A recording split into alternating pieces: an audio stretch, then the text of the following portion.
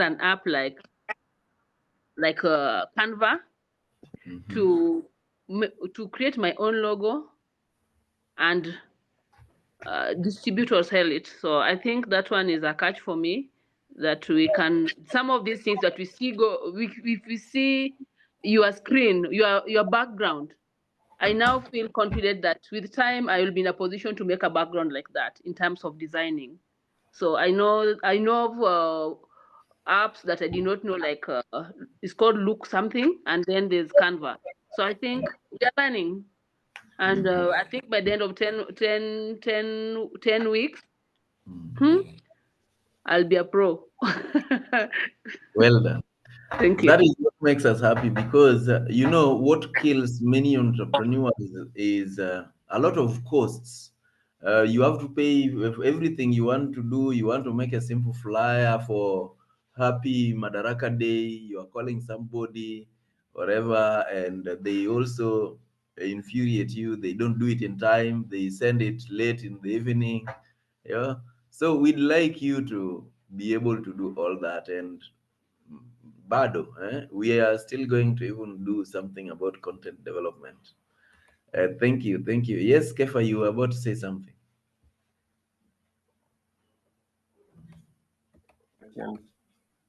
Yeah, good morning, everyone. Good morning. Yeah, for me, it's quite an, I'd say, an eye-opener, because just last week, just before this started, and I came in a bit late, I was actually engaging someone, and I was supposed to pay them something more than, much more than what I paid here. Yeah. And so the only thing which held me is because I asked them to just show me what value for money, what they were going to do for that money, and they were still, I think, preparing it. I expect them to give it this week. End this weekend. Most probably, from what I've learned, I don't think I'll engage them. Most probably.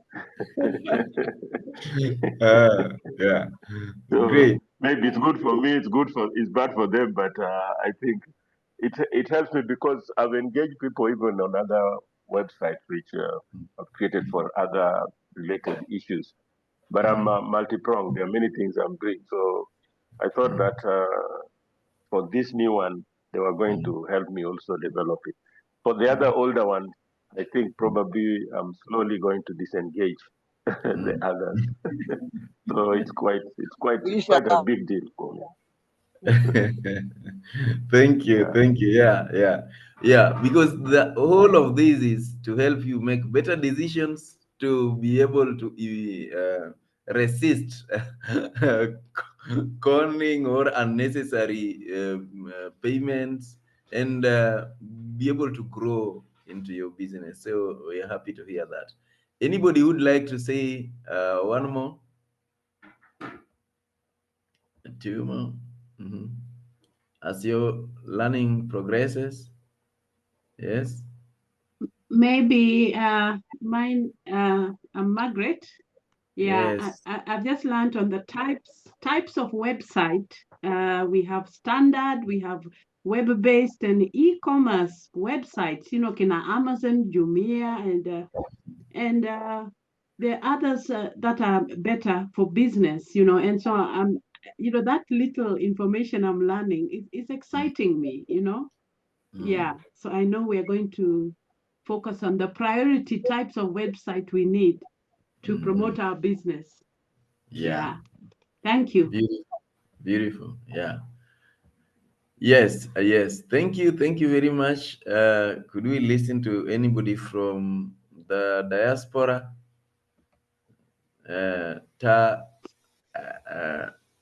Nyabo. Nyabo. Good morning, Esther.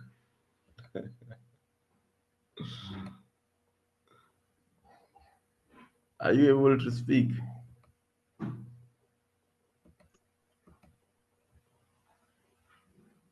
Yeah, I saw you unmute. Yes. Good morning, everyone. Good morning. This session has been very interesting, and I'm very excited and eager to learn much more. But most importantly, I'm happy that I've been able to start on the journey to tackle this fear, the digital fear I had. So I'm getting online, and thank you very much. Great, you're welcome.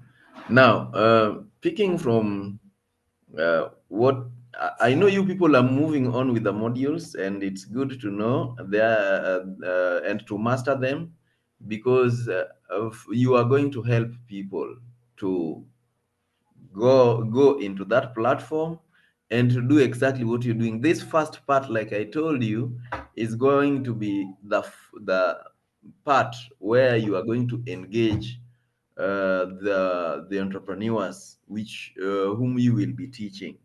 This is what they will be doing. They will be going through that block too. They will not see these other many blocks. They will just see that block. It's called foundational. They will go through why digitalize. They will go through online presence, selling online, and adapting to online processes, and then action plan. And so you are called upon to master it, do it as many times as possible, and then go through the materials that we are sharing. How many of us went through the material that I shared? The one on social media? Anybody who managed? Okay, no one. Grace, you did, eh? How was it? It was very rich. Are, And you- are actually, you sleeping so that we can't just see your smile? And it's sorry, I'm not unfair. sleeping. It's Um, unfair. Okay, good. now there you go. So it's very rich, and what I've found out is you gain more information other than what you've already learned on the LMS. There is more that you gain by listening. So I bought notebook. So this is basically to, you pick from here, you pick from there, and then you combine the knowledge. Thank you very much. A good student, at least you do assignments and you do additional reading. That's how people grow. So, you see, last week we were in our introduction proper, because there was the introduction when we were doing introduction proper, we managed to talk about how people get online, and we said you can use your platform or other people's platform, and we talked about pros and cons as well, and we talked about website as an authentic way to show your online presence.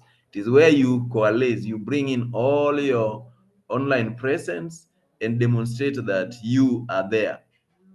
Yes, and show people that you are serious online, you are credible, and people should be able to believe you. You see, so another way is, of course, using other people's websites, and other people's websites are or other people's platforms uh, will include social media. So today we're going to go through social media proper. Yes. And what we will do is we will be taken through by one of my friends and one of the people who went through the previous class as a trainer. And this is now what we usually say, that, as you do these things, you get to also be one of us. So wherever you are, we start working on other things together when they come in. So you'll be taken through by Mercy Okoth, who is a seasoned professional with over 15 years of rich and diverse experience spanning banking, administration, customer experience, education, entrepreneurship, and even digital marketing. She's a specialist in marketing, by the way. She began her career in the banking sector, where she developed strong foundation in customer relationship management, operations efficiency, and financial systems, skills that continue to shape her work in business development and strategic growth. Now, her transition into training entrepreneurship saw her take up leadership roles in training, mentorship, business coaching, delivering impactful programs designed to empower entrepreneurs. So Mercy currently serves as a digital marketing consultant and business lead at Dreamcrest Limited, where she supports entrepreneurs and organizations in building visibility, driving growth, and embracing digital transformation. Yes, she's not just that, she's certified women in digital business trainer, yeah, by law, and also an alumni or a fellow of EWEC. EWEC, for people who know, African Women Entrepreneurship Cooperative. She also serves as a a community champion initiative trainer. She holds an MBA in marketing. She is currently pursuing a PhD in the same and submitting her paper soon, titled Cross-Channel Digital Marketing and Brand Positioning. You really want to listen to somebody like that. Beyond that, she's been certified in this digital marketing by different entities, including Google, yes, certified digital marketing professional accredited by Digital Marketing Institute, and many other entities. So I'd like to welcome Mercy to share with us. I also love listening to her speak and share about uh, online presence, about marketing. I also happen to be a very big enthusiast in marketing and selling, and has been my study for the last, I don't know how long, more than I don't know, so many years. Yeah. Yes. So Mercy, welcome, and let's listen to you. Thank you, Pipi. Good morning, everyone. I'm glad to be here. Wow. And I'll keep congratulating you until you get to the end. Congratulations this day for showing up this early for this class. It is a step in the right direction. I know Mr. Otieno Paul Peter has done the introduction very well. Thank you for that. And kindly enable me to share my slides. Kindly enable me to share my slides so that we can begin. I'll begin by just asking, I know most of us are currently on social media, but maybe just to find out for the sake of this discussion, which platforms do we use? You can drop in the chat, you can unmute and tell us which platform you use and how do you use them as a buyer, as a seller. Yeah, the floor is open. Hey, can I start? Good morning. Yes, Elizabeth, go ahead. I'll start. I'm in almost every social media platform. And I'm excited because that was not me before I did this course. And another one I did just before I joined the ToT one. I'm in WhatsApp. I'm in X. I'm in LinkedIn. I'm in TikTok. I'm in which other one? I'm I'm almost in every one of the social Instagram. Yes, I'm there. So this was not me some time ago. It is not something I was on WhatsApp, but that was almost all. I was on Facebook, but I had not known how to leverage these apps as a business person. That is something that I'm learning, and I'm getting excited because I mean, when you see your posts and when you also see other people's posts in those places and you see, you're making progress, that is what is exciting me about social media. Yeah, thank you. Wow, I am so happy for you, Elizabeth. I keep saying the power of learning is in the implementation. You learn, you implement, you get to learn some more, you troubleshoot, and you get to grow. So congratulations and all the best, as you said, on this journey of just trying to navigate the digital space and leveraging on its potential to help you grow your brand. I heard you say you are there as a brand builder or as a seller for that matter, right, Elizabeth? Yes, I am there as a marketer. I want to be another Mercy when I grow up. Yeah. Seeing you at the top. Uh, anyone who's bought anything from social media, any social media platform, you can I share your have. experience too. I have. Um, the experience was first time it scared me because you ask me to pay before you deliver, and you do not have a physical shop. So that killed the trust first time. But there are those that give you their number, they give you the physical shop location. That builds a bit of trust for me. Awesome. How did you get to pay? Or did you pay before? Which platform did you use? Was it delivered in time? I used M-Pesa to pay. Unfortunately, it was not delivered on time. It was a back and forth, and they don't have a phone number. It was a till number that they gave us to pay through. So it was a back and forth online, asking them how far it is. It was a bit hectic. So I became a bit skeptical about online purchases. Kamaldeep, thank you, Grace. Kamaldeep, your hand was up.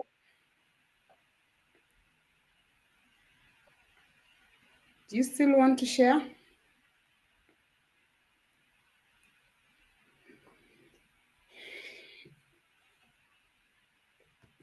Morning, OPP? Yes. I've done both. I sell online and also I've used for payments for buying goods online. My experience has been okay. I've paid and I've got the goods delivered on time, but that was through Jumia. So maybe Jumia is in control, but I've not physically bought from somebody in person, a particular person on the marketplace. But I'm both on, I have a website and I also am on, what is the other one? Shopify. But my experience with Shopify has not been very good. So I'm here to learn on how to maybe link my website with Shopify. Thank you. Thank you. So at least I'm lucky today. I'm interacting with people who understand the digital space and especially social media for that matter. Mr. Otieno Paul Peter, I am not Yes, able to share. I'm are you disabled. sure? You Post should be disabled and co-admin. screen sharing. I thought you were co-admin. Did you join twice? I'd made you co-admin. Co-host. Okay. I can see Now, on now, co-host. I've also bought and sold on social media, where social media in this case is a WhatsApp. So I've never done things like Facebook or Instagram or whatever, LinkedIn. It's largely WhatsApp. And I've also sold, and by the way, all of you were, most of you were able to see these things through social media.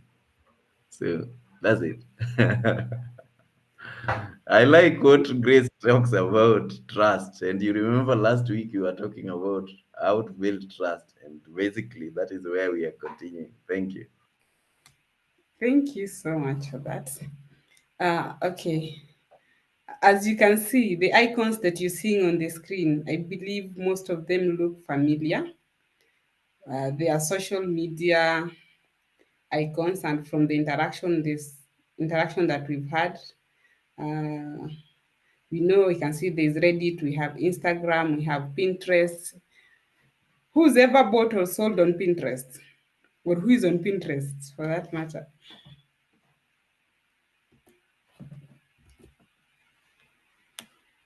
Hi, Mercy. Sorry. Is my screen up? Yes, Are it you is up. okay. Was Faith talking? Faith, did you want to say you are on Pinterest? Oh, finally, you can hear my voice. Ah, yes, yes. Yeah, I don't think anyone has ever heard my voice. I had Zoom issues, but I think now it's working. Yeah, I'm a big fan of Pinterest. I think I've been on Pinterest like for the longest time, since I was like 20 years old. Very many years. Yeah. Do you post? Do you just get inspiration from that space? Do you sell? Most times I get inspiration. I like doing DIYs like crocheting, painting, drawing. So, and even when I go to the salon and I want a style, so I go to Pinterest and then I look which one is good. So I get inspiration a lot. Yeah. Yeah. So yeah, that is what most of us use Pinterest for. So yeah, let's dive in. What are we here to do today? We are here to just get to understand the social media space and brand identity. We are here to get to understand which platform do I get to and why? Where is my customer? Where do I need to interact if at all I'm to build this brand? And also at the end of it all, we need to at least have a basic way, have a way of constructing or coming up with a basic digital marketing strategy. That's something that you can execute as a solo person. Anytime I say strategy, everyone thinks it's this big thing we need to sit in a boardroom. No, just something that can enable you start from where you are. Yes, we are talking social media, but as a digital marketer, I like putting this social media into context because I've realized in most cases, you get into a space and you say, I'm a digital marketing personnel, I'm a digital marketer. And everyone thinks that digital marketer equals social media full stop, which is not the case. As OPP mentioned earlier, that in the digital marketing space, their own platform and their platforms that belong to other people that you just use for the sake of building the brand. So we want to know, where is social media in all this? And I will start with your own platform, which is the website. So realize the first four aspects of digital marketing are related to the website. And number one is the social engine optimization. This is whereby you work on your website, and work here means there's activities, there are strategies that you put on market, using your marketing, your website as a marketing tool, just to help your brand be visible, help your brand rank high in the search engine space.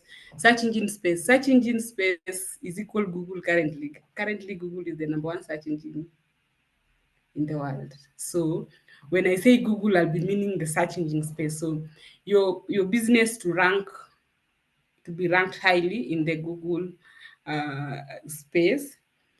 That means when someone comes to search for a service or a product that you offer, then you show up on the first page. It does not just happen. There are activities, there are strategies behind brands that show up on the first page. And I know you can bear me witness, when you go into Google to search for a service or a product, very few people will go to page 2, page 3, page 4, page 5. You don't get it on page 1, you redo the search. So you want your website, your brand to be showing up on the first page. And these you can achieve through maybe things like optimizing your website such a way that the loading time of the content is okay.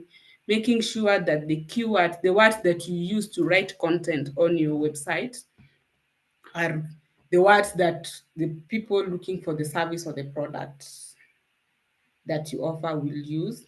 The content that you put is of value, something that if someone comes to that website, they want to stay there and read and interact.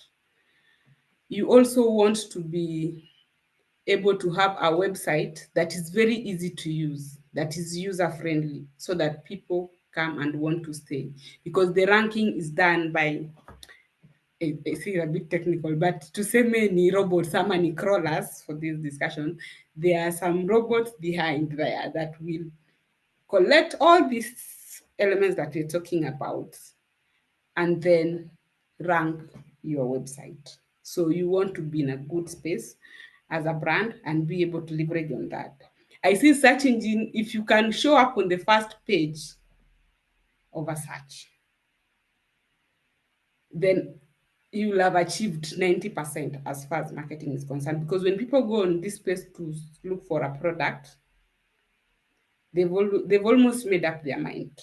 And like the social media, we'll find out later. So you want to get them there. You want them to find you there so that they can interact. Another thing, it's not very easy to get there, but once you're there, it's also not very easy to drop from the first page. Social media is up, down, low, you're on top, the next day you're at the bottom because it's very crowded, people are all over. It's just a market full of people. But for the search engine space, once you work on your website and you're on the first page, you get to stay there for a very long time, even without doing much, and you get to leverage and harvest the result, the returns of your investment. Then there's the aspect of content marketing. I know this will be handled in the near future, maybe next week or the other.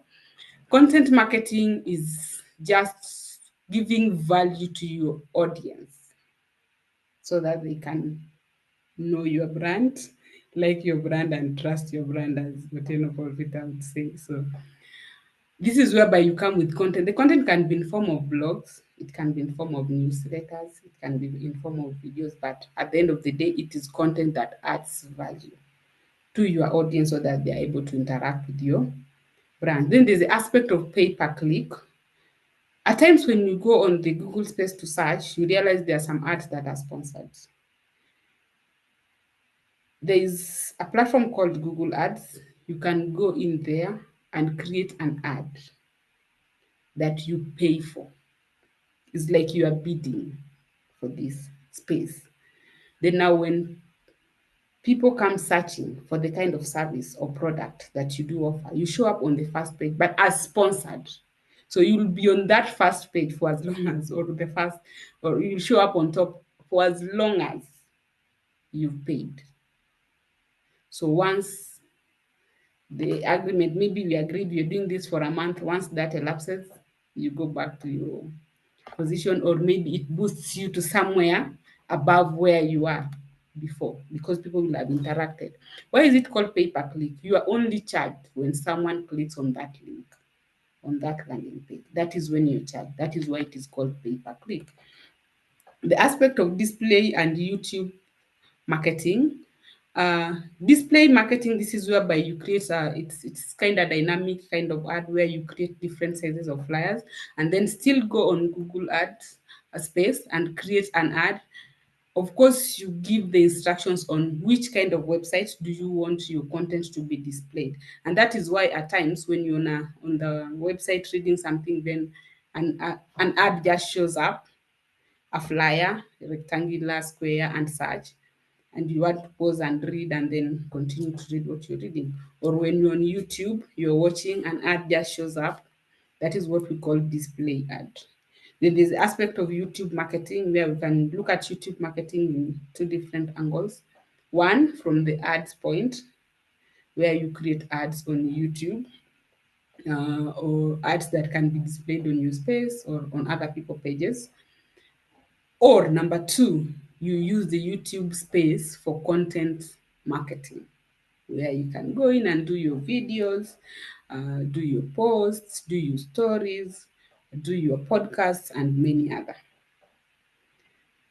The topic of the day is the social media marketing. This is basically interaction in the social media space, creating content to help you market your brand or to help you build your brand.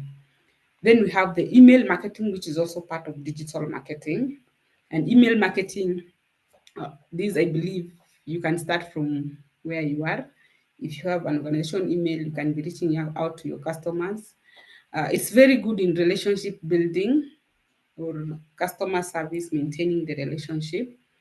But you can also go a notch higher and get a platform that you can now use for proper email marketing. For example, if you are you are doing newsletter as a content marketing strategy, people will come and they will subscribe and they will opt in. Now, in that space, they become part of your community.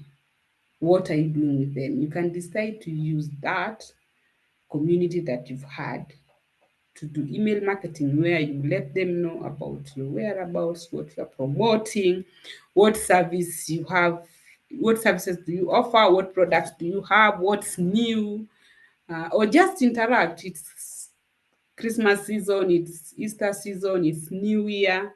Let's just interact as customers like interacting with the brands that they trust and they really appreciate. So email marketing and same as SMS, they are very good in helping you keep the relationship. Even follow-ups when and I think Live Your Dreams does this a lot. When you register, they keep updating you on email. That is just a way of keeping this relationship going, making sure you don't lose your audience. And also, at the end of the day, at one point or another, you also get to market for them. Same as SMS. SMS, you can also start with what you have. You can go the WhatsApp way, but there are also interfaces that you can bring on board to just help you do bulk SMS. Instead of outsourcing, just get your own asset for as low as 7,000, 8,000, and then you have it for the rest of your life as a brand. Any question up to that point? You can unmute and talk to us.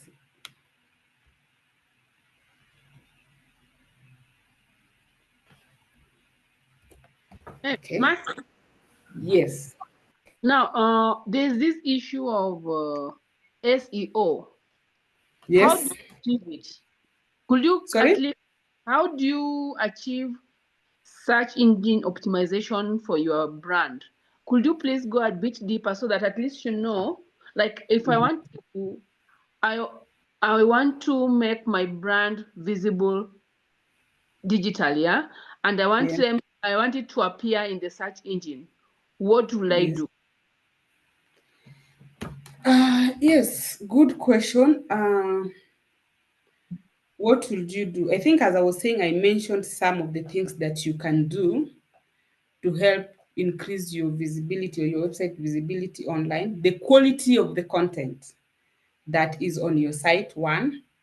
And what I'm saying here, the organic side of it, there's the other side that will be paid. The organic side is the quality of your content, the loading speed of your website, the user experience that your website offers. So you want to sit and look at yourself as a customer and then assess this customer journey. Now I'm the customer, I'm getting into this space. How is my website looking like? What is the journey like for the customer? And everything should be top notch, because now remember, in this space we are so many and we are competing for space. So the best get there. The best person gets to be number one. Of course, that is usually the role of the game. Then another thing that you also need to look at, the keywords. The keywords in this space now, research is involved, because now you want to know, when my audience come to look for my services, what kind of words are they using to search? So those are some of the things. And just to mention, most of these things begin at the point of website development. This idea of us wanting to develop the website and we want the developer to write content for us. The developer don't know what we offer. They don't even know our value proposition. All they know is how to design a website and put content in it. So let's take it upon ourselves to give proper content. See content ya ChatGPT na Grok. Proper, sorry. not content from ChatGPT and Grok. Sorry for the our fellows from diaspora. Do proper content. Think through the content that you want to put on your website and let it represent your brand well. Then now on the other side, there is also the technical side of it that we might not be able to handle in this space, where now you get to pay for some tools that can also help you boost this. I know at the end of this, I can also give Otieno Paul Peter a chance to maybe say something about this. But Doreen, does that help? The organic side of it, does it help? Yeah, I think it has, because I think initially I thought that you can have a search engine optimization even on the landing pages, but I've come to realize now it's only for websites. Thank you. Yeah, and even no, you can now when even you're doing content, optimization, now search engine optimization is one thing, but optimization generally applies on almost all these platforms, as we are about to see. Another thing that you can also do that I was forgetting is the content in terms of blogging, doing newsletters. And once you've done this, now that is where the cross-channel aspect of it comes in. You share on all other platforms so that you can also bring traffic to your website from other sources. Then now, remember, it's a rating thing. From the other end, the robots, as we would call them for the sake of this discussion, will now feel like at least this site is of interest to a crowd. Then now that will also help boost. So content creation is also very key in that. Okay, let's look at the principles around digital marketing and social media for that matter. Content is king, as I've just mentioned. Remember, these people don't know you. They see you for what you give them. So you want your brand to earn trust, and you can earn trust. The best way to earn trust online is through giving value. And content is one of the ways you can give that value. Content here is in form of the videos, the photos that you do, the captions that you write. Talk to people, but not just talk. Talk, give value. Make sure your photos are well done. Make sure your videos are well done.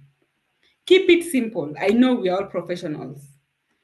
We understand our spaces, but remember, the person who is coming to ask for your service or for your product, they don't speak your language. All they know is that they want their need met. So make it as simple as possible. Avoid using jargons and acronyms that your audience might not understand. Then establish a strong foundation from the word go. And a strong foundation here means represent your brand well. What do you have a logo? What are the colors? What does your brand stand for? And let this be consistent. Then there's the aspect, this one, know your customer so that you're able to give them what they want. People want to know you, but they'll only like you if they find something from you, and with time they get to trust you. For you to be able to make them trust you, you need to know what they want so that you're able to meet them. I like giving this example. If someone knows what you want, they're able to speak your language for some reason. Or look at it like this. Imagine you in a foreign country where you're thinking you don't know anyone or no one knows you. Then you hear someone speaking your local language or dialect. I believe the first thing is you'll want to see who is that. Why? Because they are speaking or they are talking something that you understand. They are speaking in a language that you can easily understand. And because you are in a foreign space and someone's just spoken what you understand, even without thinking so much, you'll be attracted to them and maybe you'll want to strike a conversation with them. That is how our customers are. If they find someone who speaks their language, and in this case, who give them something that they feel can sort out their pain, they'll definitely be attracted to you. Find strengths in partnerships. Currently, collaboration is the new competition. Find people you can partner with online. people you can tag in your posts, brands you can talk about in your posts, so that you're able to pull crowd together. Like when you talk about, when you give Mercy a chance to come and interact in your platform, Mercy will come with a crowd. And maybe we are looking at Doreen's platform, so Mercy will come and talk in Doreen's platform with her crowd. And then Doreen's crowd is now looking at Mercy Talk, and now they come to learn about Mercy and they want to find out more about Mercy. That is basically how partnerships work in the online space. Videos will tell your story better. Why? In the social media space, it is very crowded, as I mentioned, but you want people to come and stay on your page. Most videos will keep someone glued there for a minute or two, as opposed to still photos where you just read caption, scroll. I'll first want to watch the video, then I go to the caption and see what was written here. That is number one reason why video will tell you story better in that space and give more traction. Number two, anything moving from a kid who is maybe a kid who can see maybe 4 or 5 months to an adult, they want to just pause there and see what next, what next, what next, as opposed to still photos where I've seen, yes, let's move on. So as you tell your story, the video will give it more comprehensively than having still photos. If you don't get anything from this session, from when we started to when we end, just carry with you the word consistency. Consistency is the name of the game for entrepreneurs, for marketers, for digital marketing. Consistency does not mean that you post 5 times a day. 5 times a day, no. It means I've decided to show up on the social media space thrice a week. I will be showing up thrice a week for the next 2, 3, 4 years. Of course, with strategy and reviewing and amending where necessary. But what is key is keep showing up. Don't show up today and then wait for 2 months and then show up and then disappear for 1 year and come back. It will affect your brand building online. Any question up to that point?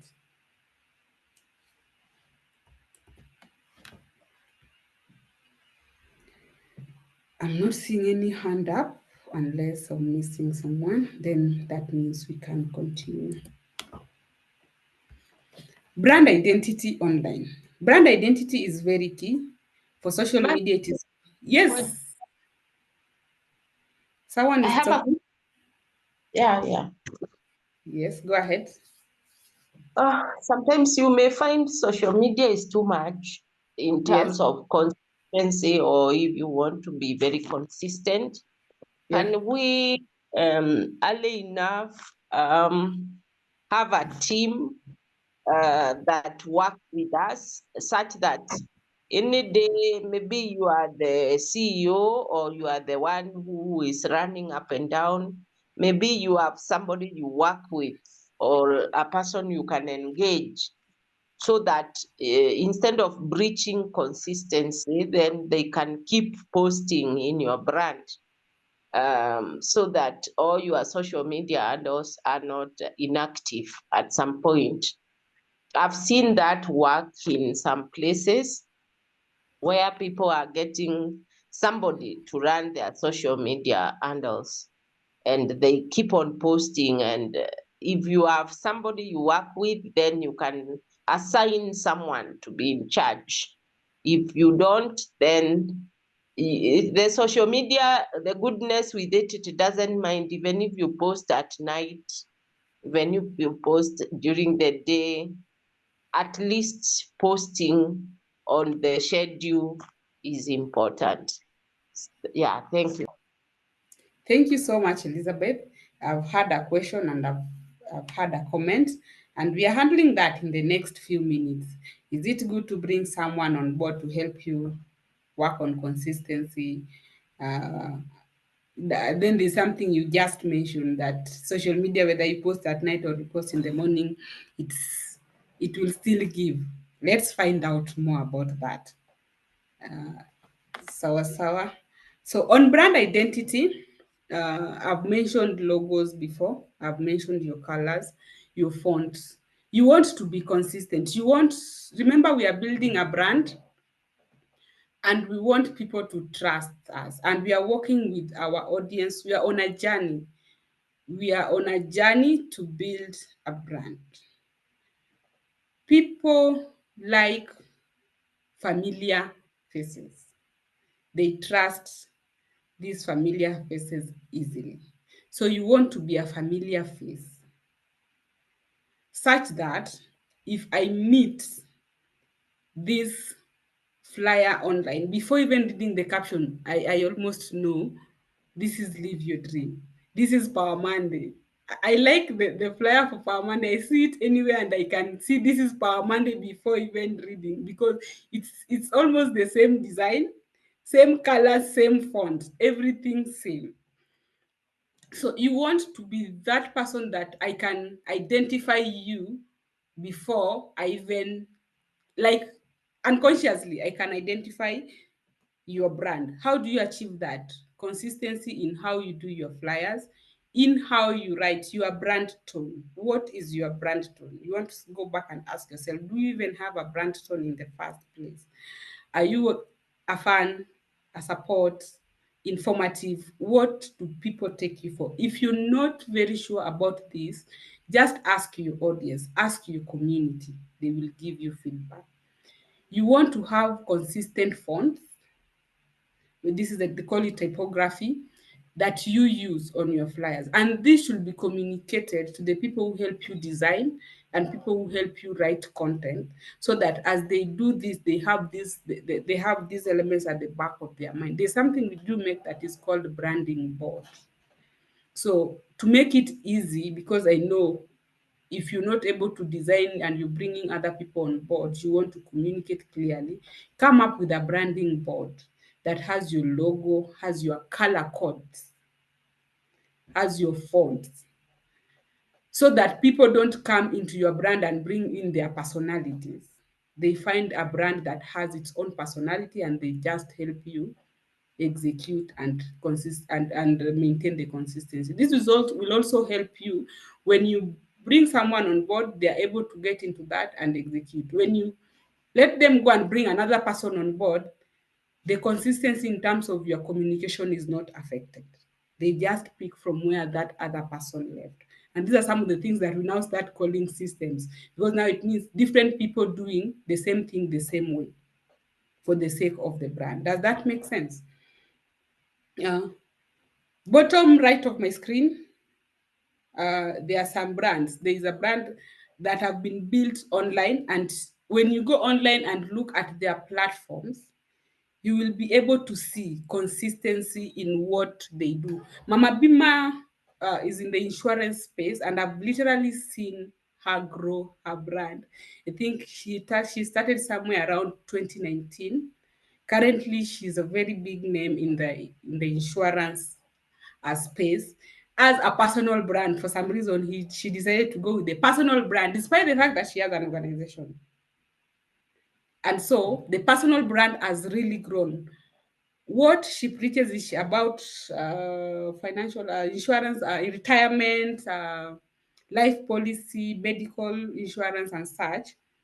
That is what her business does. But because she posed as an expert in that space, she's been able to build her name to an extent that currently she's becoming a global figure in less than 6 years. She's put in the work. She's been consistent with the tone that she uses, and she's now moved from social media into YouTube. Remember, she started from social media. She's now moving with this crowd that she has acquired on the social media into YouTube, and now building her YouTube channel is becoming an easier affair. Nila Baby Shop got into this space and decided to do the baby shop business differently. She's the face of her brand too. You'll find her in malls and in streets doing what is it called? The thing that is it baby cat? What is it called? That's the strollers. Yeah, pushing the strollers in the mall in the name of content creation. So what am I trying to say? if you're told you are to build your brand in the social media space, you have to be present. You have to be present, and you have to define a tone that you want to use and stay consistent at it. And so as you work on this strategy to start the journey, know what you want to be known for, so that you also don't confuse your audience. Know what you want to be known for and drive the narrative. Then now building this brand, which is now your organization, becomes easier, because now people are familiar with you and you are the owner or the author of this brand. Then now they can trust your brand because they've trusted you. I'll say again, they say, I've heard Otieno Paul Peter say, the people will buy from you, and they buy from your organization. So get these people to buy you. Work on wanting people to buy you in the social media space so that it's easy for them to buy the third, which is your organization. I believe we've also all seen Bonfire Adventure. They are just about traveling, traveling, traveling. We've seen Denry. Denry came into this space. Yes, we used to carry handbags, we used to carry laptop bags, but they came with the narrative of they take care of anything bags. It's a one-stop shop for bags, from school bags all the way to travel, laptop, handbag, and such. And their mode of marketing or of content creation online is not bags, it's just fun. They're just relating their brand to what is happening on the street. Like someone is walking and their phone has been snatched and they're running and they're carrying a Denry bag. And those are just some of the ways that it's not currently it's not a brick and mortar. Bring the poster, place, do the video, place. No. Get creative with your brand and know the tone that you want to create and how you want people to know your brand. Any question?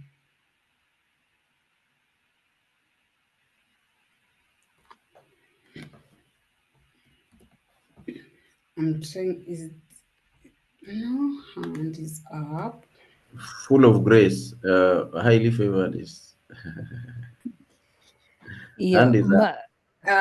Okay. Mercy, mine would be on the tone.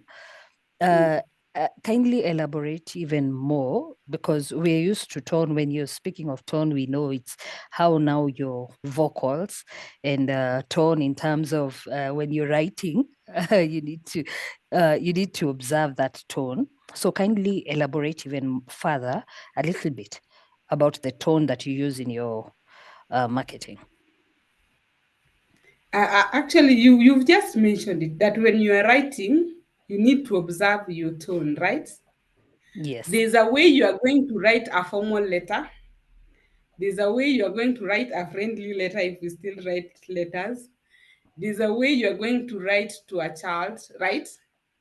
Yes. And there's a way you'll write to your mom and such. So when you're building your brand, what do you want to be your brand to be known for? Do you want people to know it as a fun brand or a brand that supports? So anytime you're talking from a point of you're coming to support this community, or a brand that gives information. And it doesn't have to be one. You can have like around 2 or 3, but that sync. So a brand that gives information is an informative one. You want to post like someone who comes with insights, ideas, how to just giving out information. As I'm saying, go and look at that, just the way Denry creates his content. Let's go back to Denry. It's a fun brand that takes care of the entire family. That is what I read from what I see. And the entire family, from teenagers in the streets, working in the streets, to people at home. Does that make sense, Grace? Yes, it is. Chesubire wants to add something also. I can see Chesubire's hand is up. Yeah, I wanted to add something on tone. Tone isn't just a marketing conversation. It is really a consolidated business conversation. Because I look at tone even from a deeper perspective. Tone is also how, when people come into my space, into my shop, into my business, how they'll be received. So let's say we decide, and I like Marcy's example of we want to be known to be fun and kind. Let's say fun and kind. So everything we build into how we run our business has the same tone. So that when you receive a message from me, it has a cuteness, a funness, a kindness, whether it's in an email, whether it is on my online post, whether it's on my blog. So tone, I think when we ask the tone question, it's also part of how people experience and relate with us. So then if it is built into our brand and our business structure, then in the online spaces, you don't have to think about it that much because it is already part of who you are as a business. So what we must do as business owners is let's understand brand, and Marcy has put it so well, your brand identity is how people experience you.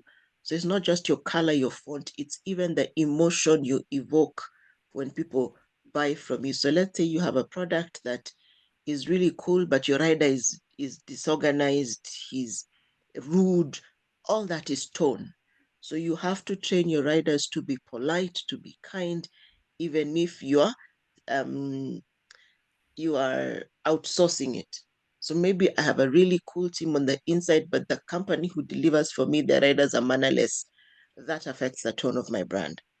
So then that helps us, and this helps us not to overthink tone because it is already the posture of the brand. Thank you. Thank you. That is deep marketing right there. Thank you so much for that.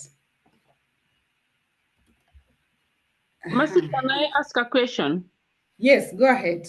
If you want to do a flyer or for your brand, maybe you want to share your flyers on the in Facebook or WhatsApp or wherever.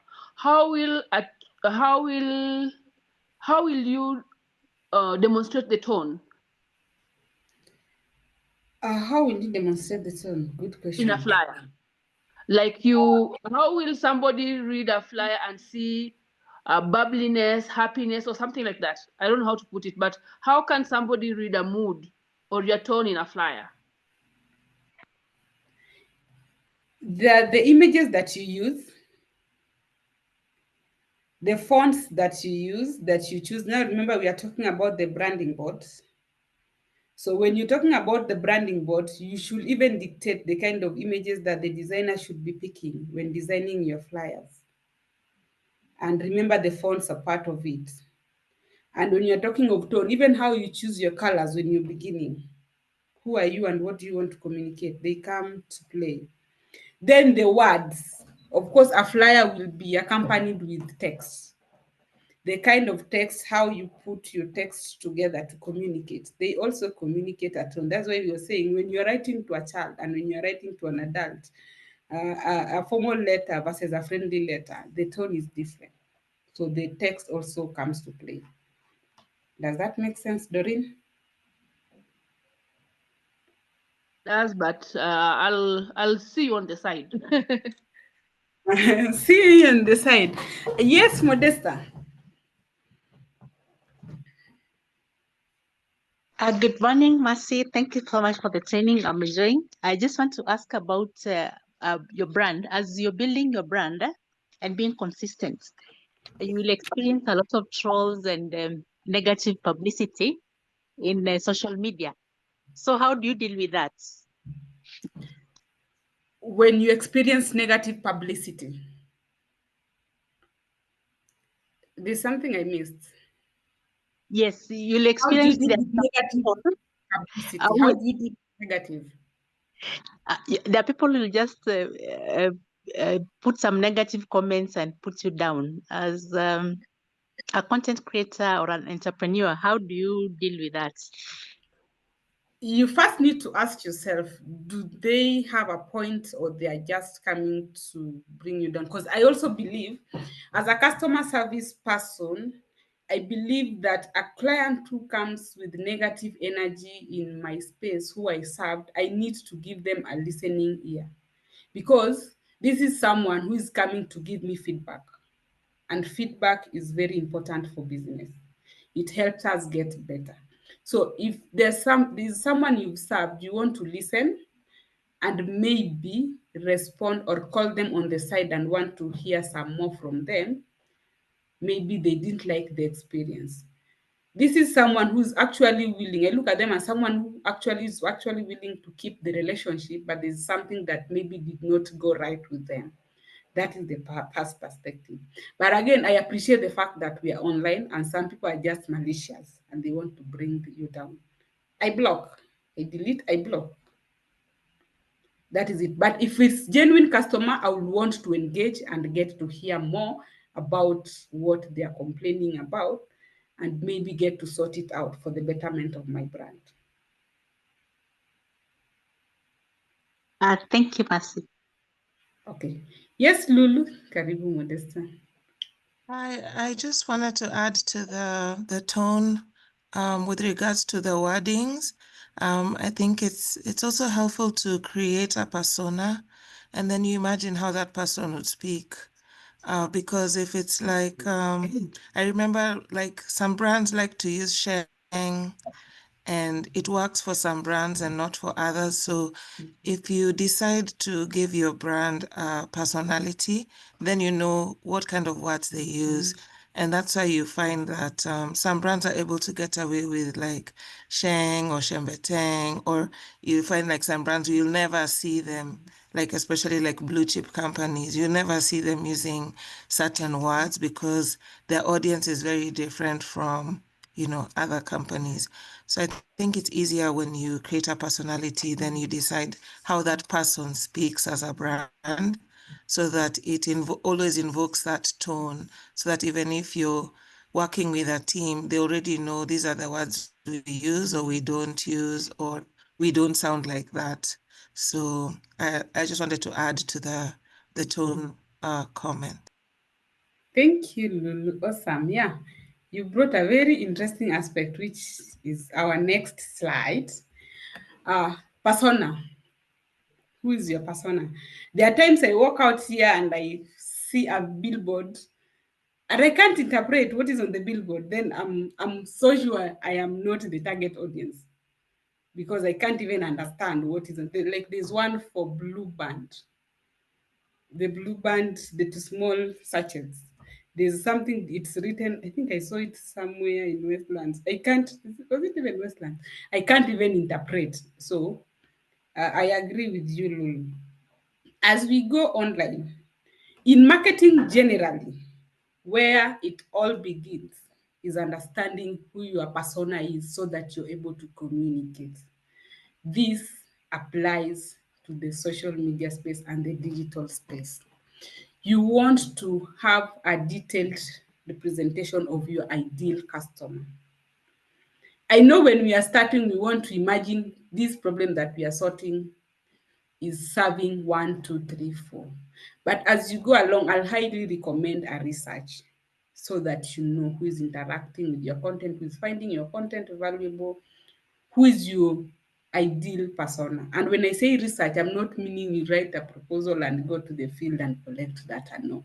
Currently, we have so many tools that can help us do these things. One is we are in communities. You can do forms. You can do Google Forms.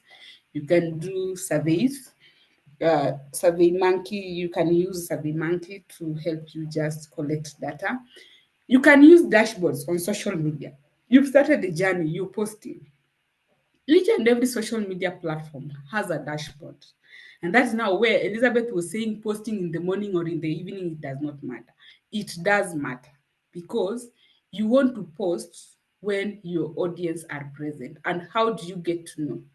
When you onboard on all these platforms, make the dashboard your friend. Dashboard and Excel, those two tools will help you refine your persona. How?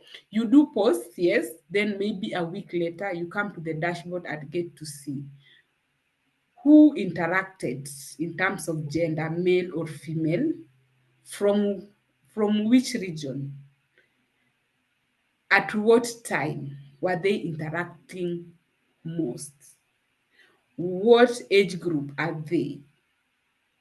So for some period, if you're able to collect that data, you'll be able to refine your persona and actually realize, I thought I'm talking to people who are 35 years and above, but most people who are interacting with my content are 25-year-old. Why? Then now, when you get to answer the why, you get to refine your personas and in the long run, refine your marketing strategy. Elizabeth, do you now see why it's not a matter of just posting anytime? You need to understand when your audience are on. Sammy's hand is up. Yes, Sammy. Thank you. I was just thinking as we are talking about branding, and I'm thinking of CITAM. The reason I'm thinking of CITAM is I'm a member of CITAM, and CITAM has, among the, for lack of a better word, let's call it a bylaw, is that CITAM does not have interpreters in its services. It doesn't preach in Kiswahili, and it doesn't have a Kiswahili interpreter. It is overtly an English-speaking church. Now, there have been some cases where somebody has come and said, why doesn't CITAM have interpreters? Some days I come with my mom from Ushago and she can't understand English. And the answer has always been, you can always take her to a different church. Now, the reason why I find that interesting is because there was a little bit, maybe last year, there's a meme that was trending of people in some kind of meeting that appears to be a congregation, and somebody says, oh, an expression, an exclamation in Kikuyu, and everybody turns to look at them, and the caption said, how people look at you when you say, I think Guy Fafa in CITAM.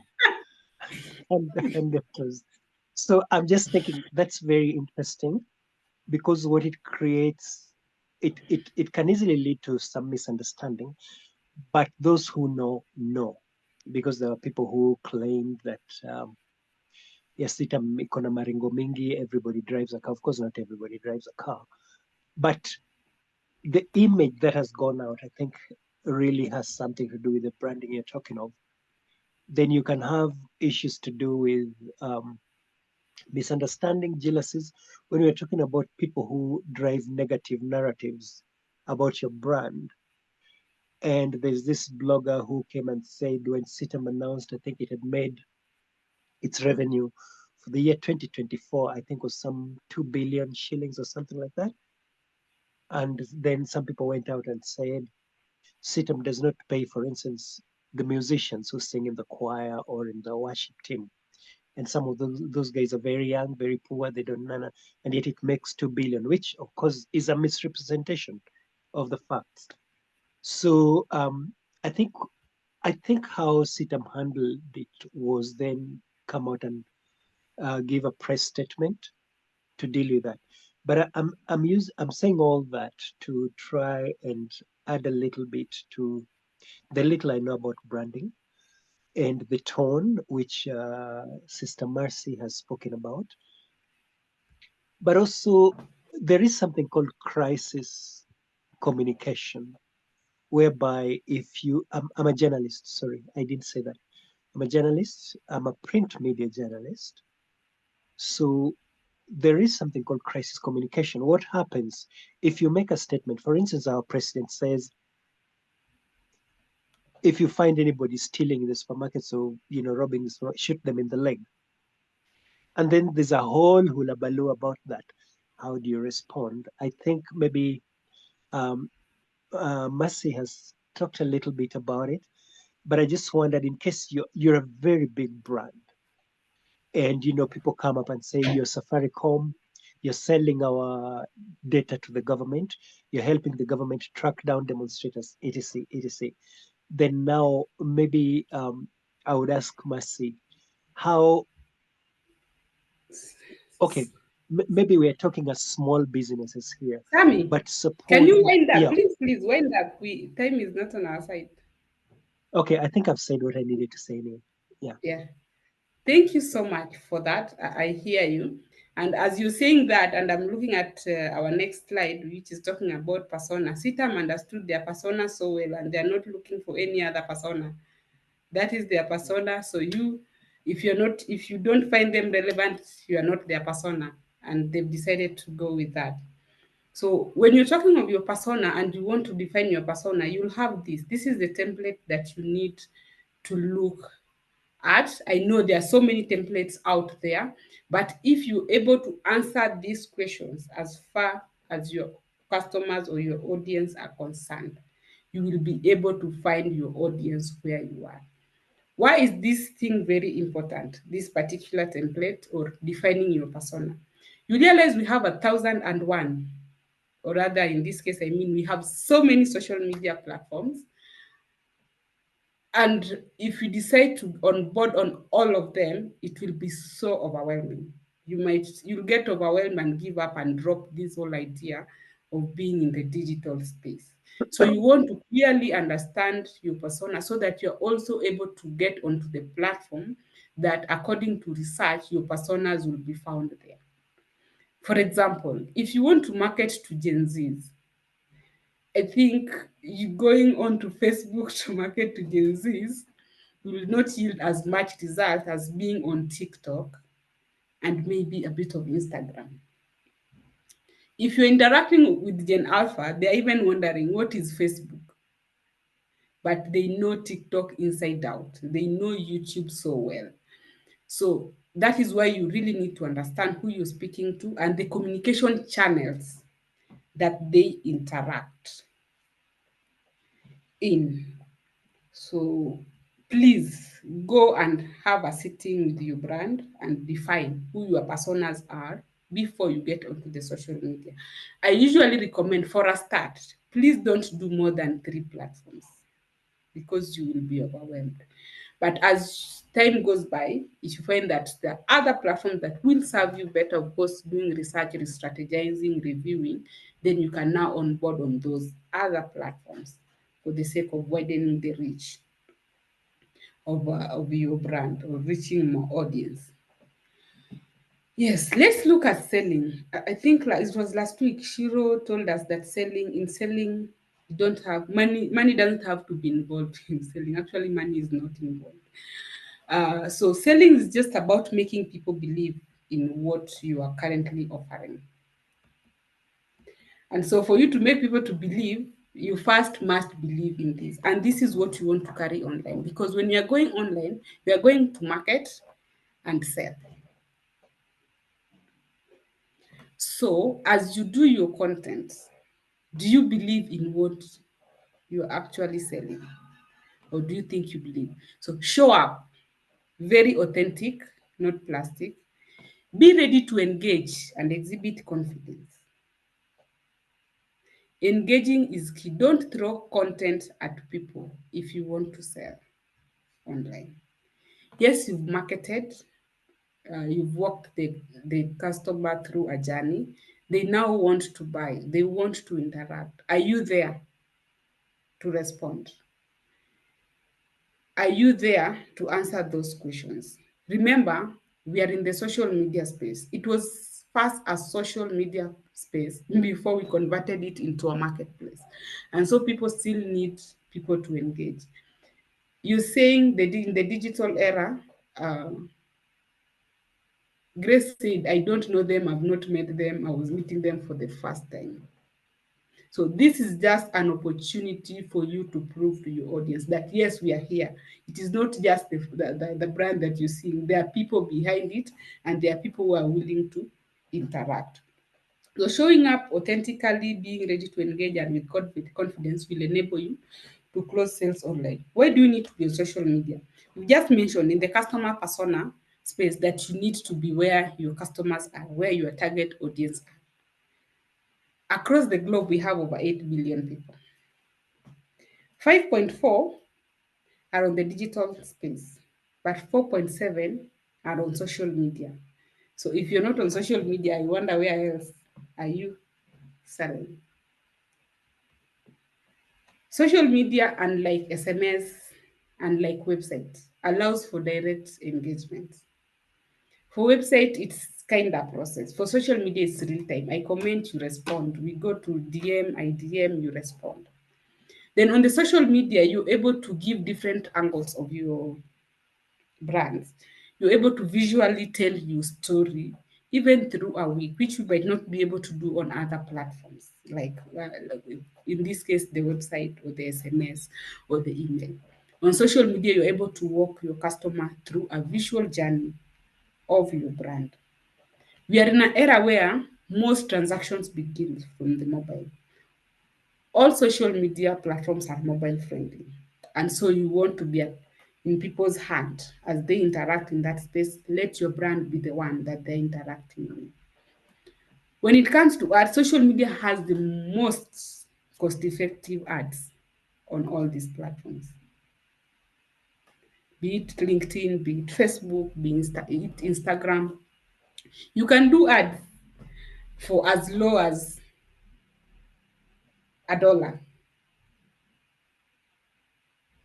But as to if the ROI is worth it, that is a different conversation altogether. But as to if that will increase your reach, yes, it will. The moment you spend money on the social media space, you will definitely expand your reach. Number two, when you're doing ads online, remember we are walking a journey of consistency, a journey of wanting to build a brand. It's not a journey that will give back immediately. We need to be alive to that fact. I get this a lot. I went, I spent, I did not get any sale. What was your goal when you're doing that particular ad? What was your objective as you're creating the ad? Then, why are you measuring this against sales? Yet, on the ad space, you said awareness. People came, people followed you, people interacted. That was it.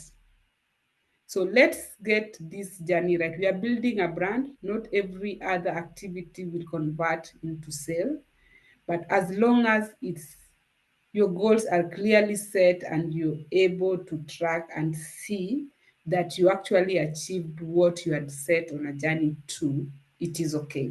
It doesn't have to always convert into a sale. We are building a community, and this community will, in the long run, help us build this. Remember, we are speaking about cross-channel digital marketing. You can just decide, I don't want any sale from social media, but I want to drive this traffic from social media to my website, where I'm going to sell to them, or where I'm going to harvest these emails and then I now start selling to them directly. So it is not a matter of buy and sell every other day. It's a matter of having clear objectives, executing it accordingly, and be able to assess and review the results. Real-time analytics. I've mentioned the dashboard. If at all you are going to interact in the social media space and be able to track progress, the dashboard must be your friend. And when you're interacting with the dashboard, you need to be having an Excel sheet on the side. So you need to understand, go and look at the dashboard and see the metrics that each and every platform has. And then know which metrics do you want to track. Then place that on the Excel so that you know week 1, this is what happened. I did this number of posts. This is the kind of interaction that I got. These are the people who followed me and such. Week 2, week 3, so that you have a record. Then now when you sit down next quarter, you will be making your marketing decision from an informed point because of the data that you collected from the social media space.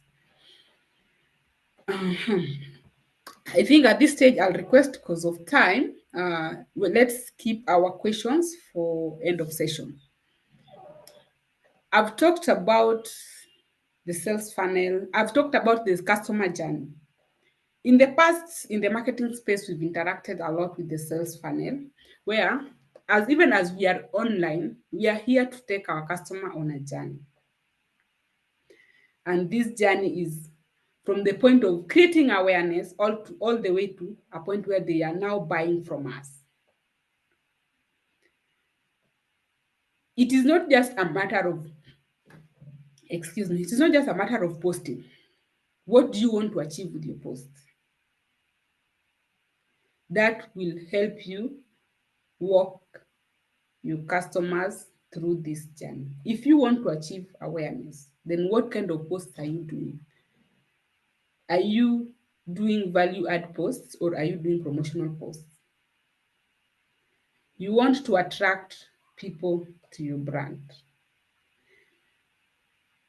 That means you're at a stage where now at least I've created awareness. I want the people that have come into this space to now at least start thinking about me as the problem solver or as the solution to their problems.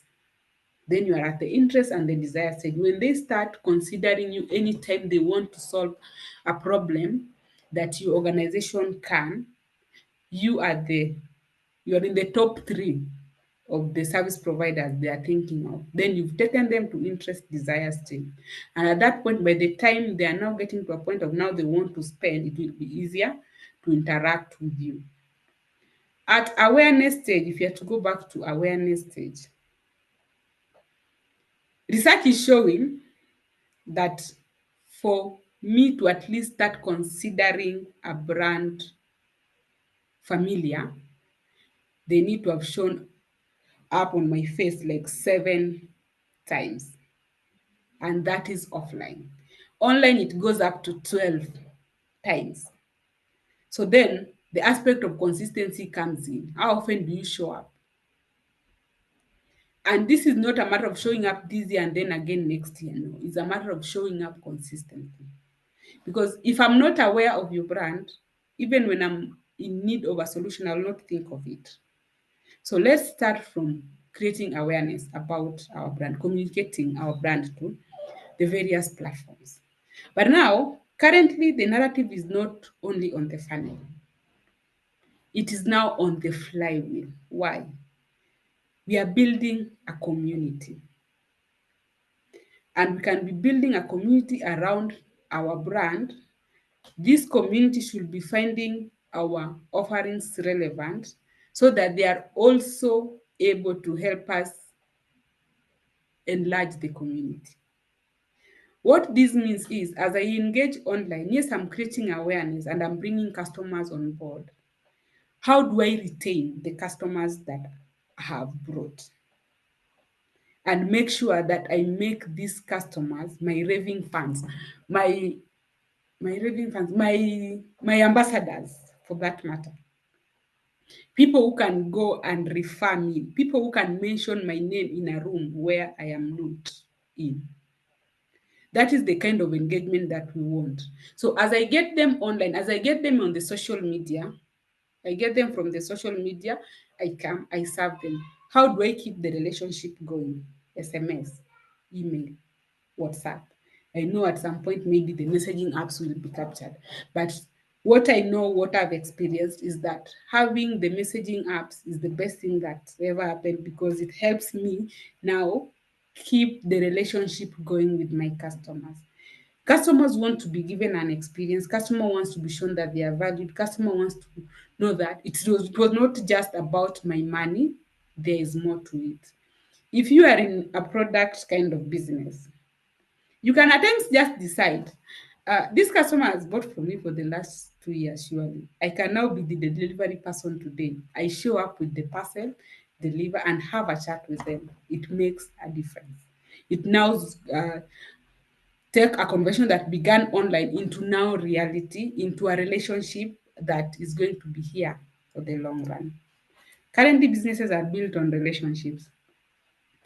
How do you enhance the strategies that you're now creating? Yes, you're walking the customer journey, you're walking the customer through a journey, you're making them buy. But how do you do this? We've identified the platforms. Tell stories that will help customers want to stick with your brand. And storytelling is the order of the day. It is the new way of marketing. It is a way that is the only way that you'll be able to earn credibility and build trust. And in the process of storytelling, it's not a matter of once upon a time, no. It's you are a brand, you have an identity, you want to show up as a person that I can relate to. You want to show me how many people have you served? What are they saying about your brand? What does other brands feel about you? Are they willing to partner with you? Because if, for example, I trust ABSA, and then I see ABSA transacting with Live Your Dream, it's easier for me to trust Live Your Dream. So if I'm ABSA and I've gone and interacted with Live Your Dream, or if I'm Live Your Dream and I've interacted with ABSA, I need to come back and tell my audience the story that me and ABSA, we were here doing 1, 2, 3, 4, 5. So that people who trust ABSA come and trust me. People who trust me go and trust ABSA. About partnership that we are talking about earlier. So strive at sharing your stories so that you're able to build trust. People keep telling me that me, I am an introvert and I don't want to be known and I don't want to be seen.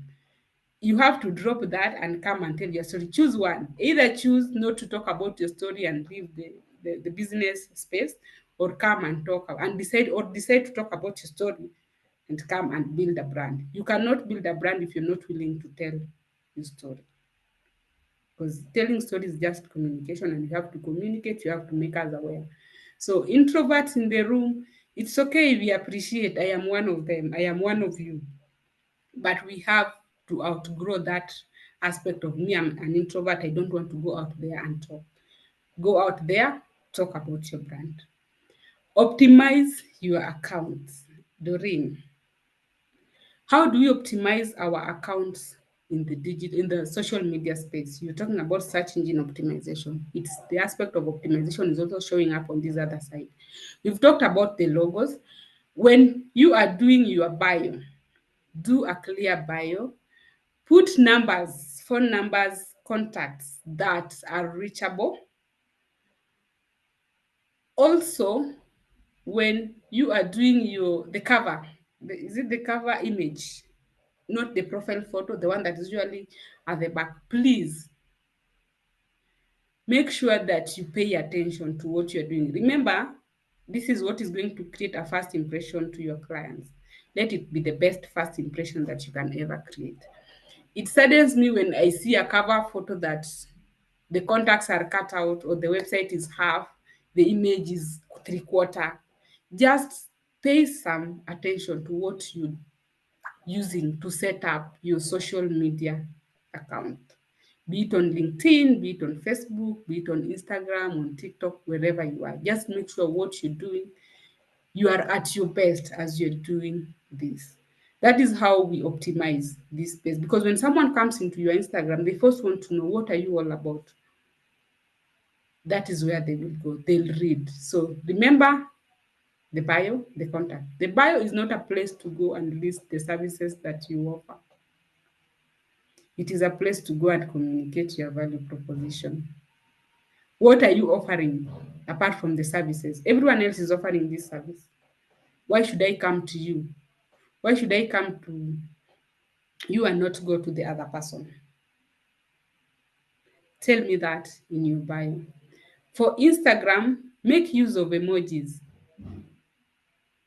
Emojis do well in the social media space. So just try and make use of emojis, but also make use of relevant emojis. And that is now where the brand tone comes in. Also, again, at this point, what do you want people to know you for? Another thing that you need to do that we've mentioned, track metrics, monitor performance to help you refine strategies. We've spoken about the various social media platforms.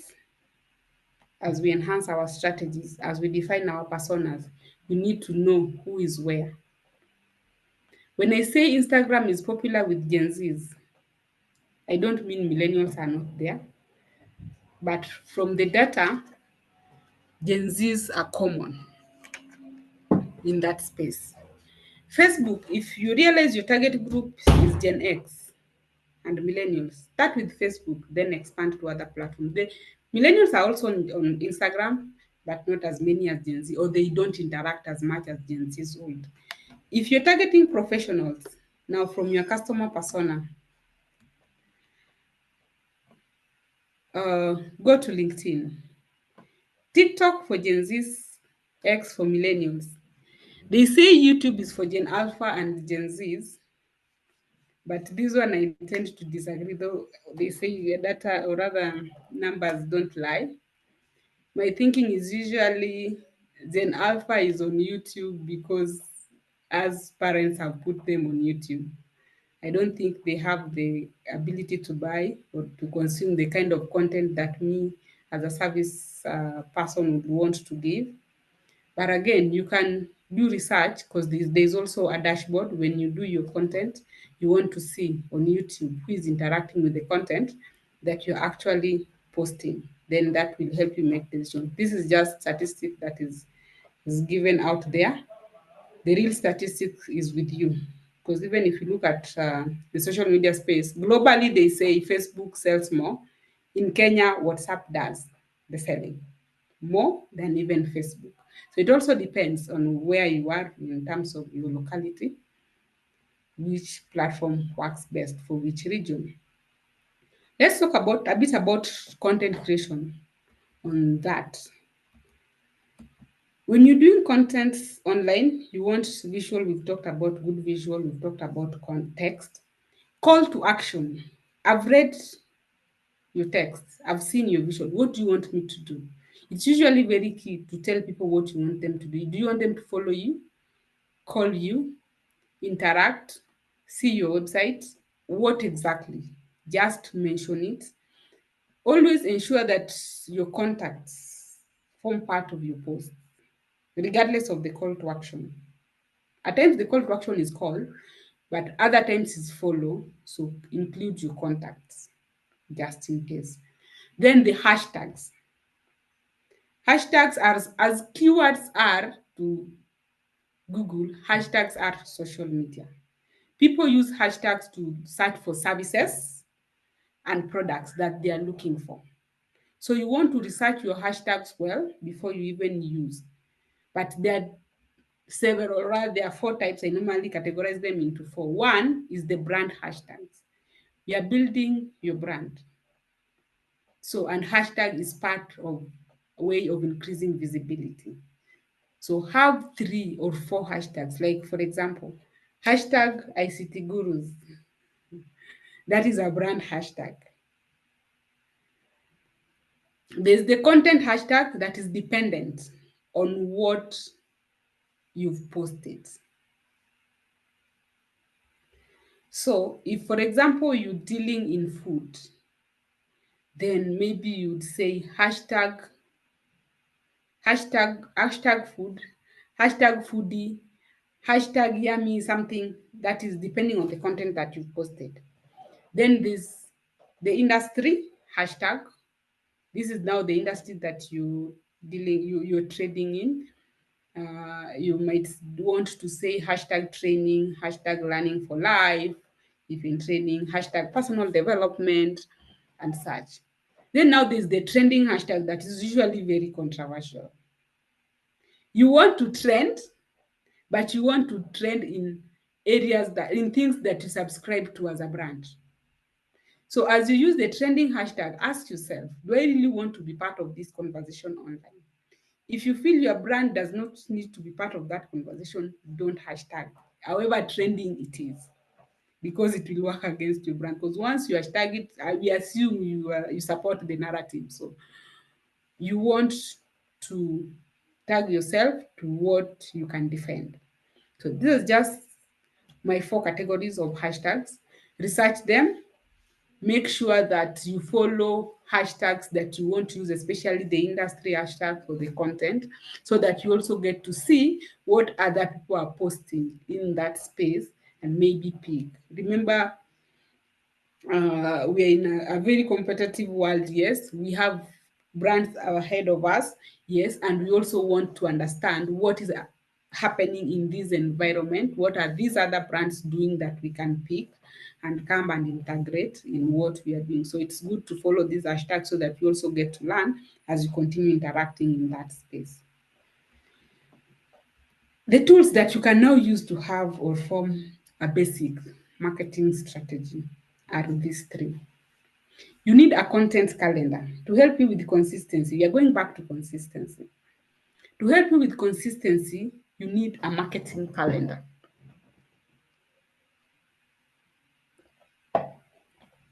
This is now where Elizabeth was asking if we have a team. How do we handle that? The marketing calendar will help you sit down at the beginning of the month and at least scribble what you want to do through the month as a brand. Yes, I want to post 3 times a week. It's not just a matter of waking up and thinking, today I need to be posting. What am I posting? No. You sit down, have your entire month planned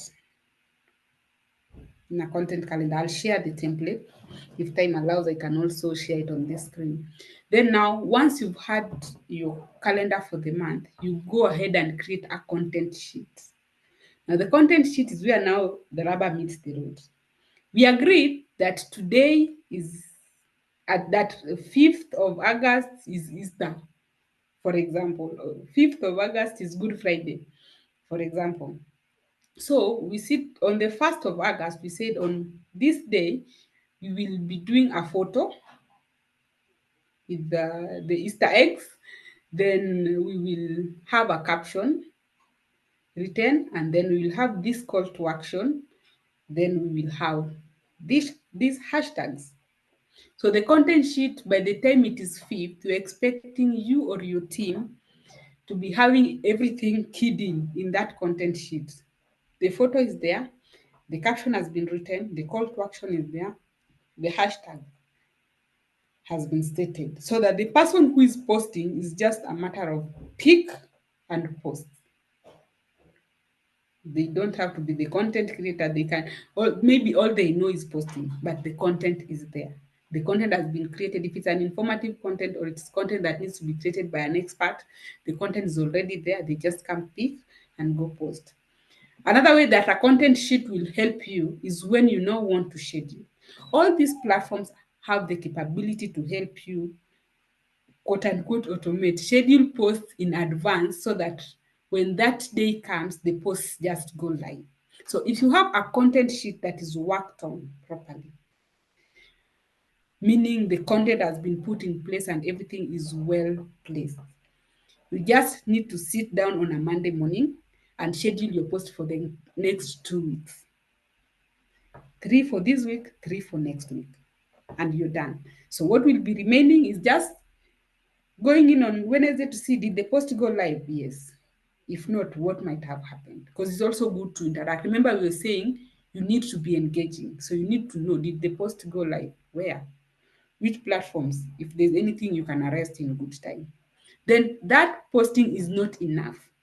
Once you've posted, you now need to come and sit down later, maybe a week, 2 weeks, or even every single month, and look at how your media's performed and key in an Excel sheet or a Google sheet for that matter. Thanks to this time, we have the drives. All these things, you can put them in the Google Drive so that everyone you work and share the link with everyone you are working with so that wherever they are, you're able to interact in this document. They don't have to show up in your space every other time you're discussing this. So once it's in the drive, everyone will go in and do their part. And then we get to achieve what we want to achieve. These are some of the tools. Someone mentioned Canva. You can use Canva for designing, is the simplest. There's another one called Poster My Wall. You can also use it for posters. You can use Photo Room to help you edit your photos, remove background, add background, whatever you want to do. You can use Snapseed to just help you create. Of course, when it comes to matters editing, you can use Grammarly to also help you edit your post for grammar check on grammar. You can even use Gemini. Name them. There are so many tools currently that you can use as far as content creation is concerned. Let's look at some of the best practices that we can have. We've talked about optimizing your account. Identify the most used platform by your target audience. That one, once you know that, then that is where you show up, optimize those accounts, and be able to share your story as you leverage on social proof.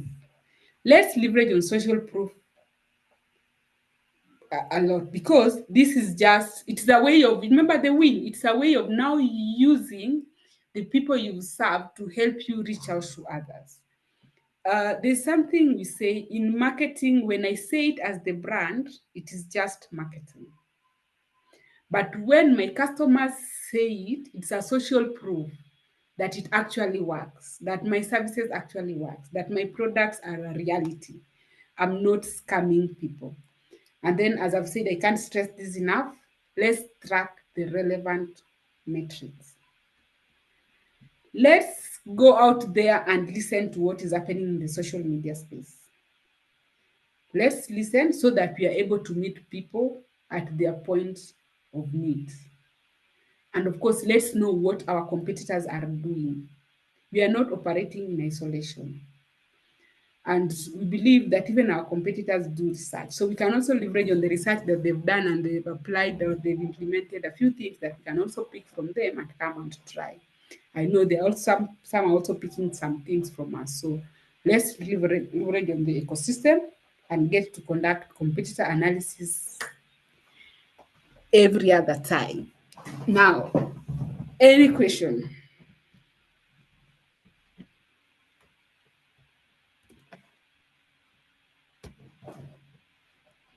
Yes, questions or comments or additions. I love it. Questions or comments or additions. Yeah, let's then open the floor for a discussion now that the PP have said questions, comments, additions, opinions. All are Yes. welcome. Yes.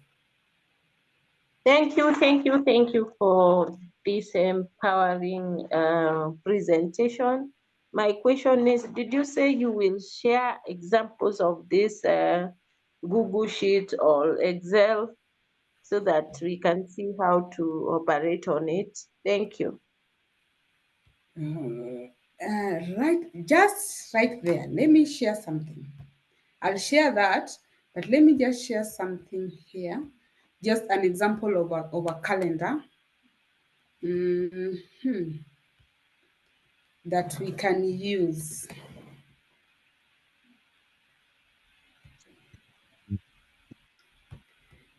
As we go. So this is an example of a calendar. You see, like now this one, beginning of the year, you go in, say, we are doing a celebration cake. No, sorry. In the other level, I do cake. We are doing a celebration post for the new year. It will go on IG, FB, LinkedIn, WhatsApp, and YouTube posts. Then now when you're starting, of course, it has not been posted.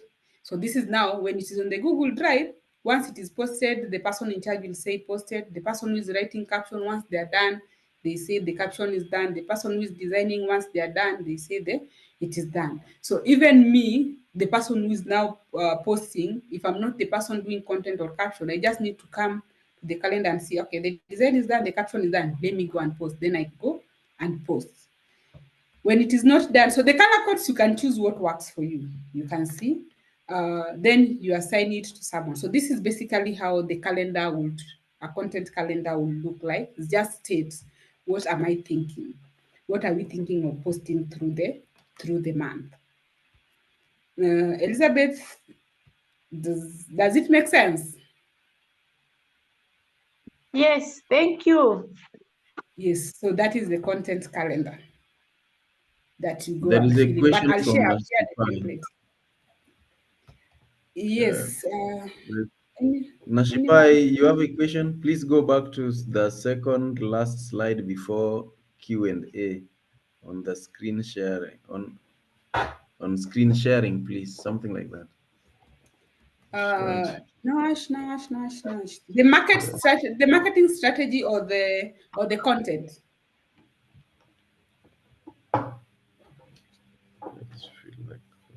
Let me just share.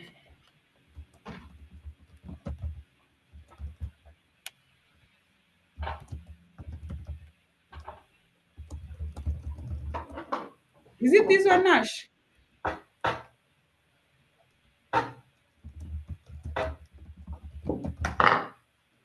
Now, Content.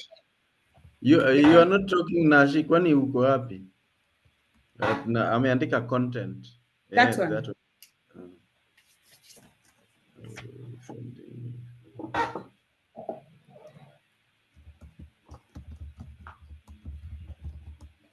Yes. Nash, is Nash talking to us? Yes. Anasema that one. For whichever Yes. reason, she's mute.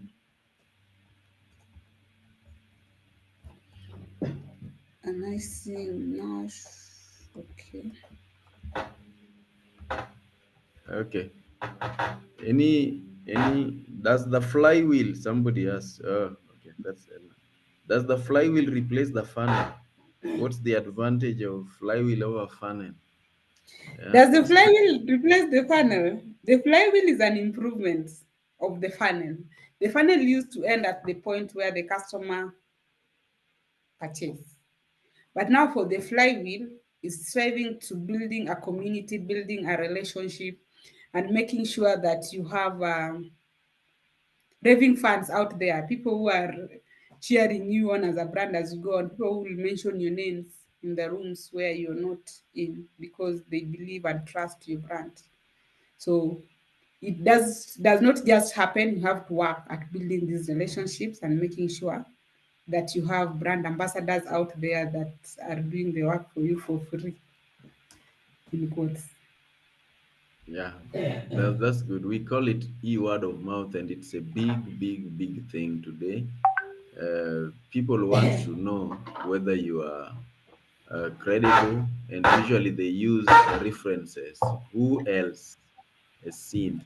I love the concept that we've been talking about. People need to know you. Yeah, Mercy said that for social media they need to do it. Is it 11 times at 12, least? up to 12 12. times, yes, so that they can remember that, oh, that brand is familiar. So if you posted in January and then you post again in February because you are consistent, probably it will not happen because they are likely to forget by the time you reach December, which is the 12th. So again, spacing, that reminds me what somebody said that, well, you can rest a little, then you do it again, rest a little, but you can't rest for 1 year. You can't rest for 1 month. So that consistency is important. And somebody asked an important thing called search engine. That was Doreen Ali. And that is something that is very important because enough of us, and this is something I keep talking about, enough of us think that search engine optimization, you can make a horrible website and then you optimize it and then it becomes okay. Now that's very facade. That's not right. That's not accurate. What you need is more than just a search engine. Optimizing a website more so starts from the whole design. The whole network needs to have been designed well so that it is predictable. You are able to know where things are. So we call that navigation or the layout or the structure. And then there is the naming. There is a way images need to be named, pages need to be named, and any other object that we are going to interact with. If they are not named, then search engine doesn't know them. Say we are making a website for Mercy, and we put a photo for Mercy, but it's named img whatever then .jpg. Now, if search engine is going to do a search, if somebody searches Mercy or Cohort online, that image will not appear. You see, so there are lots of things to do with content, and I love the way she's brought it. That content is king. You cannot have a website of a few lines. You are just telling people about your product. Say you are selling fruits. You say guava, avocado, whatever. Then vegetables. Then you think that you are able to untwist a search engine to bring your page up. Well, you may do that, but it won't work well. It will do it the first time, day one, day two. It will drop to the last page by day three because somebody will click thinking that there is information there. Then they reach there, they don't get information. They come back. Search engine works on feedback. Somebody clicked, reached your website, immediately clicked back. They know that I served you a wrong, I gave you a wrong service, and they are sorry. The search engine is sorry and doesn't want to hurt another person next time. So they will not present yours, which will disappoint. They will present for somebody else. So think of it like a waiter in a restaurant. If I serve somebody a particular food or a particular dish and they didn't seem to like it, next time I do not want to serve the same.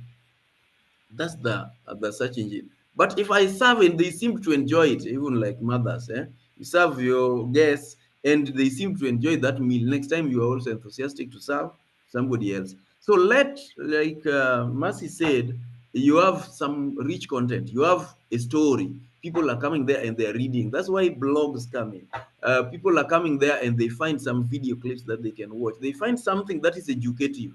When you are consistent, now this is another problem. People are consistent posting flyer, flyer, flyer, flyer. Nothing to inform. I remember you said something during our Monday presentation that there is 80-20 rule which seem to work. You may need to comment on that. If you keep telling us just your product, product, product, we will switch off. You see, you need to tell us something else, educate us, inform us. That is thrown back to me, right? Yes. Aha, okay. Before even that, someone asked me if I'm on Pinterest. I am on Pinterest to draw inspirations. In my other life, I am a baker and a cake decorator. So I am on Pinterest when you ask me for designs Like beyond I'm not what a persona in this in pin whatever. Pin, in Pinterest. I know. because I hear Yeah. people are drawing inspiration how to do their hair, how to do this. All I've learned in this. Yeah, let's go. Yeah. So then let's go to now content creation again. Thanks for bringing that up. When you're creating content online, it's not just about promotional content, as we've talked about, informative. And the rule of the game is Pareto principle, 80-20. 80% of the content that you're going to create online should be non-promotional or should be value adding content and not selling content. Then now the 20% should be the content that you're now promoting or selling something. So 80-20 is the rule of this game across all platforms. Give value 80%, tell stories part of 80%, have fun part of 80%, and then sell the 20%. Yeah, it should not Germaine, appear that you are so greedy. You are too greedy for money. You're not adding us anything. You just want our money. Please yes, share yes. So something. yeah, and Yeah. when you sit down with the team, you'll be amazed how people, especially these young people, have amazing ideas that you can leverage on to at least help you come up with a content calendar that is rich, and they'll also help you create content. And that is very important. But let me just mention this here. There's a day I went to a mall in Buruburu, and I met Dendry decided to have is it called this, where someone just comes with a tent once a week and pitch a tent. There's a name it's given for that particular day. And I asked them, nowadays you come and pitch tent here. Then they told me, no, we come here twice a week. Why is that? Because from our online interaction, we realized that most of our online customers come from Buruburu. So we decided every every month we show up in Buruburu at the Point Mall at least twice, so that we're able to interact with these customers in person. And that is data they actually got from social media. So make the dashboard your friend. Get to see where are your audience, where are they interacting from, and at what time. Understanding the time will also help you understand when to post, so that not any time goes. There are times when your audience are more active, and maybe when audience for Dream Place are active, the audience for Live Your Dream are not. So yeah, thank you. Yeah, I see Chesubire said pop up, network pop up. Yeah, So, pop-up, yes, pop-up markets. Yes, yes, yes. so the question, one of our experts also asked is, do they consume your product because they come from Buruburu? Are they Koso, or they are just some, there is a way it's called, yes? Do people from Buruburu consume or whatever? So there is always need for some qualitative analysis so that you don't just pigeonhole them that, oh, these guys are from Buruburu. No, no, no, no. So there is much more, but that is a great idea. Thank you very much. Thank you very much. I think we are good to go, unless somebody has a comment. One, I shared two links. There were two links. The link for daily feedback. That page for daily feedback, I think it has two forms. Just fill the one for daily, and most of you have been doing that, which means you people are very intelligent. Yeah, I've seen some other people elsewhere filling the one that is, I think, for mentorship. Number two, the one for class register, class attendance for today. You need to fill it for people who haven't filled. And I think at some point next week, maybe, I will only share it past. The people who come late will not fill it. We will have changed it. So it will not be available throughout. So you better log in early. I think we will only register the first 15 minutes, and that's all. You cannot come and at the 11th hour. This is not heaven. You know, they say heaven. Jesus said, "You somebody came at the 11th hour. He was still given one denari." This is not heaven. This is a class you need to learn. So you better be joining early. And there are people who also intend to be reminded. Please just set up your alarm. Know that on Fridays in the morning, 7:25, you should be logged in. You should have tested your mic, whatever, everything to be working. Otherwise, thank you all. We are going to share the recording again, and I want to believe that you are able to see the difference between what you meet in the self-guided module and what you meet when we meet live, and that gives you a reason to look toward these sessions, because now this is contextualized also, and it's richer, it goes much deeper, and it becomes something that can add into your tool.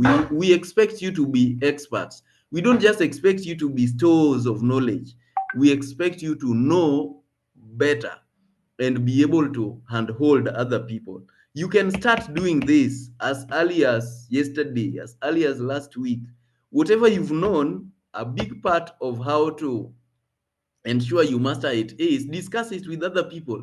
You see somebody is shopping for a website developer or hosting, tell them I can guide you. Yes, bring your notes. Tell them, okay, what are you considering? Have you considered this? Have you considered this? Have you considered this? Let them, that's the way you are going to internalize this process. You go back to your website. Did we consider this? Did we consider what is my hosting platform giving me? What is my host giving me? At what are these? So, and then now we've talked about social media. Go ahead and help somebody. You meet somebody who is selling online or not yet selling online. Why are you not using online? Start testing your product. Start testing your knowledge. Use this knowledge. Use whatever you've learned. Don't just go and keep it. Start sharing, start discussing, discuss with because you meet people selling every day.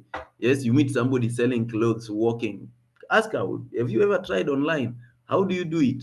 Build that knowledge, generate curiosity, generate interest, and that is the way you're going to recruit your first class and start building a business. And after these classes, after this course, you will be able to start generating income out of this, either a side hustle, front hustle, whatever hustle, let it be. Yes, Mercy, as we close. Eva is not able to register. I don't know what assistance Yes, you want. You just as need to click on the link. close, Mm. as we Yes, go close, ahead. I just want us to go and look at. There's a lady who has a cloth line. It is called Angie's Closets. angiesclosets.co.ke. I hope I'll get it right. Go and check what she's done. She's just sells clothes, dresses. Of course, they are a bit high end, and I like what she's done is a bit of e-commerce that directs you to WhatsApp, and she sponsors them on social media. So you see that on social media, it will take you to the e-commerce, and you get to reach her out on WhatsApp. And she's built a brand with that. I know another side, people know her as Angie on board, but on Angie's Closet, she's built a very nice brand. So just take that. Oh, someone mentioned Angie on board. Yes, she's the same Angie on board on Bonds. But just go and look at Angie's Closet and see the kind of shop that she said. You can go and share that with your entrepreneurs in future. Thank you. Okay, good. There being no any other business, I'd like to bring it to a close. We are well within our time limit. Oh, there is picture. Sorry, I'm reminded that we need to put a picture, and so put your videos on. This is meant for our reporting. Yes, you put your videos on, and I need a gallery. I need a gallery. I need a gallery. How do I do that? I need a gallery view. Yes. So we need to.